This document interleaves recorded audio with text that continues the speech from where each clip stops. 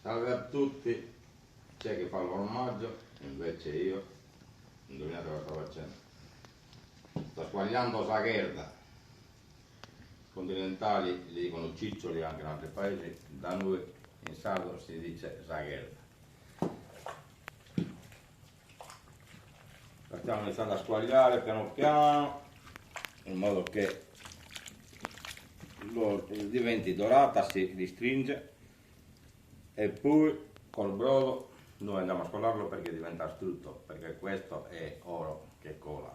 Questo serve per tutto, sia per fare dolci e anche altre pietanze. Questo sono dei maiali allevati in Sardegna. Profumo eccezionale, a fuoco lento, sta già iniziando a sollevare lo strutto e poi piano piano, quando è troppo, inizio a scolarlo dentro un recipiente. Ok? Dopo vi faremo vedere il risultato finale. Buona serata a tutti.